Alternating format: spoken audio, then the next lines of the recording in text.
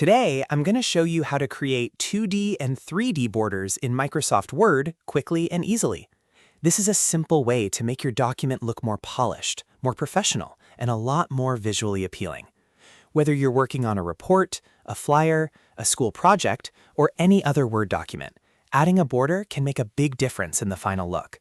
If this tutorial helps you out, make sure to hit that like button and subscribe for more Microsoft Word tips and tricks. Let's jump right in. First, open your document in Microsoft Word. Once your file is open, look at the top ribbon and click on the Design tab. The Design tab is where Microsoft Word keeps several formatting options that affect the overall appearance of your page.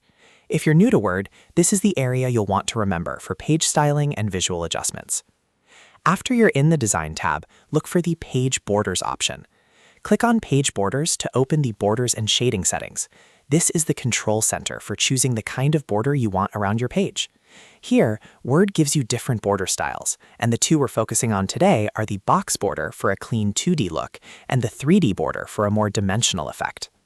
If you want a standard 2D border, go to the Settings section and select Box. The box option creates a simple border around your page, which is great if you want something neat, minimal, and straightforward. It's perfect for business documents, formal assignments, and anything where you want a clean frame without too much decoration.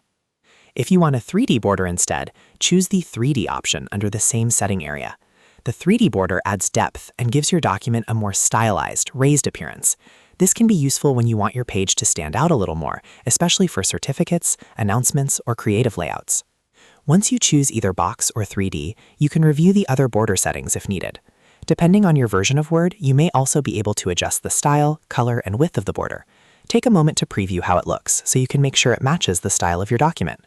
If the border looks too bold or too thin, you can always tweak it before applying the change. After you're happy with your selection, click OK to apply the border to your document.